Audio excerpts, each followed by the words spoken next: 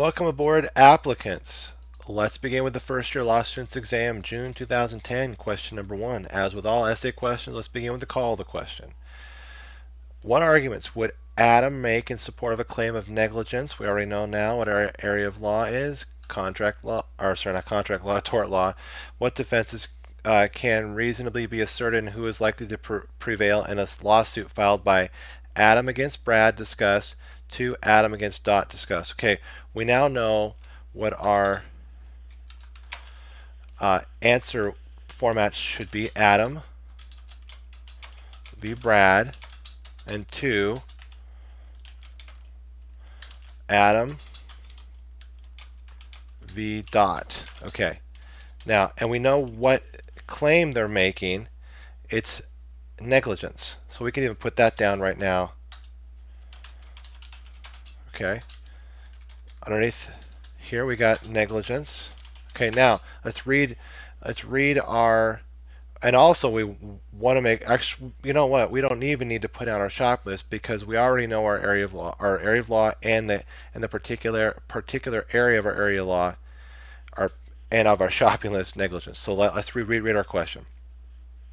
Adam accepted an invitation from his friend Dot to attend a baseball game. The seats Dot had purchased were very good, a few rows up from the field and just past first base. Adam had recently immigrated to the United States and knew nothing about baseball. During the game, a player, Brad, hit a ground ball towards third base. The third baseman fielded the ball and threw it to the first baseman. Brad thought he was safe, but the first base umpire called him out. Brad began to argue with the umpire, and in frustration, Brad threw his batting helmet to the ground. The helmet, made of a strong, hard plastic material, bounced on the ground and flew into the stands, striking Adam on the side of the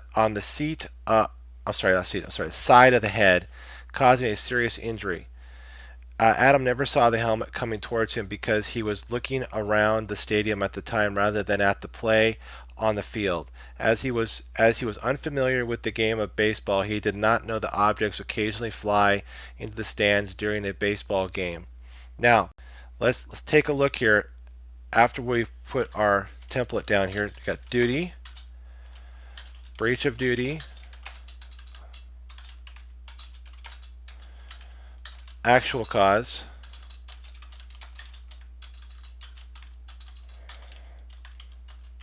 approximate cause,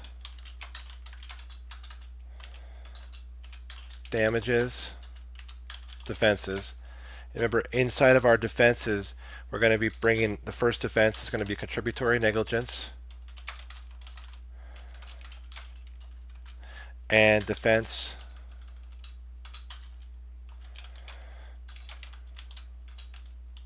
last clear chance doctrine. And then down, next one, defense would be comparative negligence,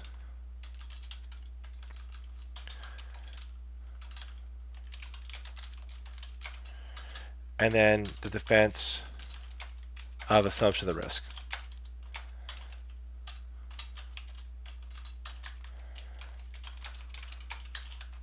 And we want to make sure that we put down here a conclusion, and make sure I got this spelt right here. Thank you for your patience. That and that and that. Okay, now make sure that we copy and paste this down underneath Brad as well, or Adam v. Dot, excuse me.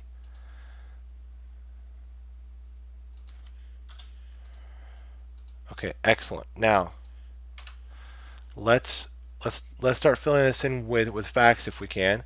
Okay, now underneath, and I'll make sure to put this on the second page so we can keep these separate right here. Okay, excellent, and we can see them all now. For the duty, what duty was owed? Let's take a look here. And remember who we're talking about, Adam against Brad. Brad here is the baseball player.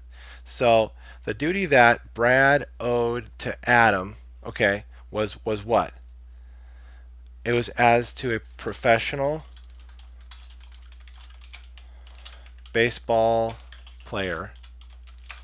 That would be technically the special duty.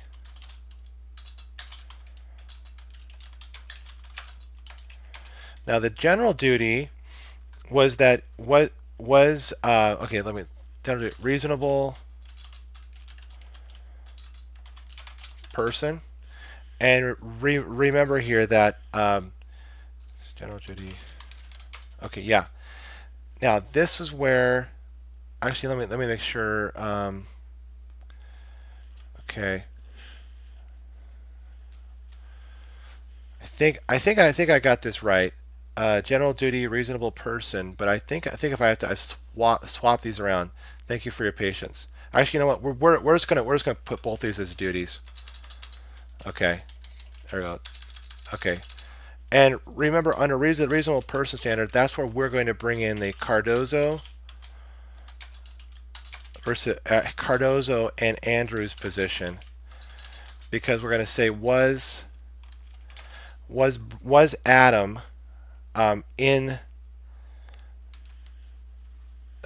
the zone of danger created by Brad's conduct? Absolutely, and therefore Brad owed Adam a duty because he was within that zone of danger. I want to make sure to. Okay, when the helmet flew apart. Okay, now the professional standard, which he also owed him, was as a professional player in the same or similar circumstance would act concerning a play on the field. Okay, now was there a breach of duty? That's what we're going to ask here now. The breach of that duty is where we're going to bring in the hand formula and establish through B is less than P times L. Let's see here, one second here. Okay, there it is. Times L, and mainly that's going to be looking at the risk versus the utility argument. And if there's what utility did throwing the helmet on the ground? None.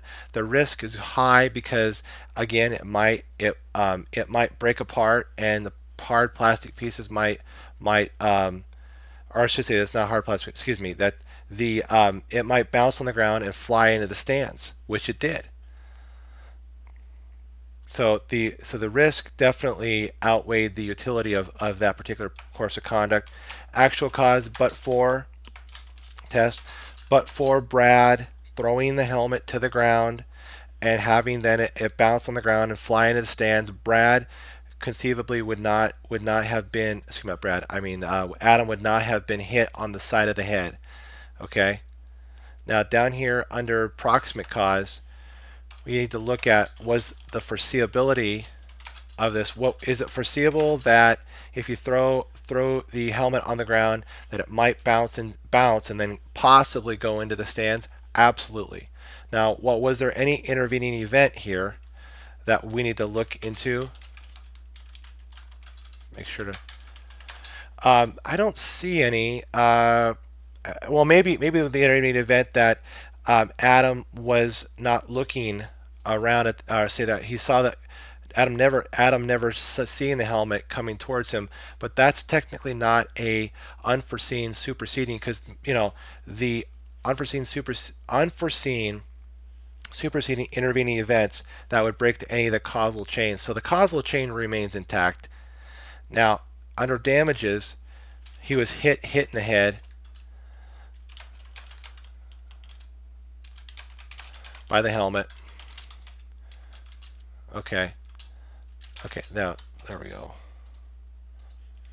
Now, the defense of contributory negligence. The argument could be made that Brad is going to say that had Adam observed his standard of care, which would be to pay more attention to plays, because Adam was right here. He was rose up from the field. See, a few rows up from the field, just past the first base. So he should have been looking for plays possibly to come into where he was. So the argument could be made that he didn't observe that particular standard of care.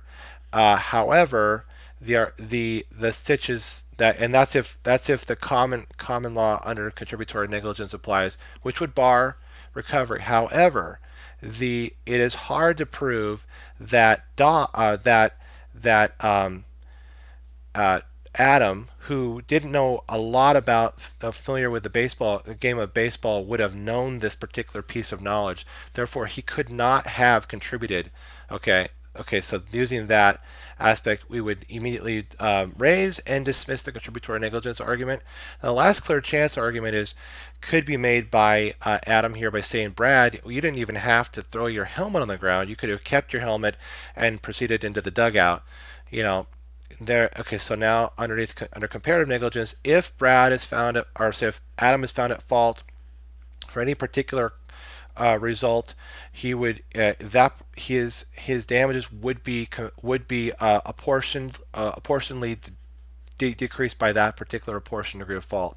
So it's a fault apportionment system whereby the plaintiff Adam's recovery would be reduced by his comparatively apportioned degree of fault. Now, defenses would be the assumption of the risk aspect. Oh, I have two here. Thank you for your patience with me. And with that, with assumption of the risk, again, we don't have the appreciation aspect because he is very new to the game of baseball. Therefore, even though he voluntarily accepted the invitation by Dot to sit close to the play, he would not have known that a play would come his way. Therefore, there is no assumption the risk argument, and therefore, under the claim of negligence, I believe Adam would be able to prevail against Brad for the both the general damages and the special damages. Remember, general damages would be the non-economic, like the pain and suffering, and the special damages would be the economic damages, out-of-pocket expenses, medical costs, and such. Okay. Now down here under Dot, Adam v. Dot, the argument could be made that Dot owed Adam a duty, to warn a reasonable person here, to warn Adam of particular items possibly being thrown into where he was seated, and therefore he owed Adam, Dot did, because he technically put Adam in a zone of danger created by created by Dot's conduct by placing him so close to baseball plays and such. Okay, so now down here under breach of duty, same kind of argument under the learned hand formula, risk versus utility. The risk here of something coming in, because Dot knew that Adam was new to baseball, and conceivably he knew that Dot knew that Adam conceivably was new to baseball, and that Adam had recently immigrated to the United States and knew. Oh yeah, here it is. This is it. Main aspect right there that you could use to argue that Dot did not observe. He did not act reasonable concerning the placement of Adam. Dot didn't, and therefore the utility of placing him so close to the field so that he could see what baseball is was greatly outweighed by the risk that some kind of play might fly into there and cause Adam harm. So that, and therefore he could have technically told him, either warned him, or maybe placed him a little bit in a different position than where he put him right alongside the first base. Now, actual cause, we talked about that. The but for him placing so close to the play, Adam would not have possibly been hit by the helmet. Number two, or the approximate cause, was it foreseeable that being placed so close to the activity of the baseball that possibly a play might come into where you are? Yes. Any intervening events? I don't see that being an issue here either under either claim here. But it is foreseeable the approximate cause. It would be approximate cause, and therefore Dot did cause Adam harm, and then damages would be the same as up here, the hit in the head by the helmet.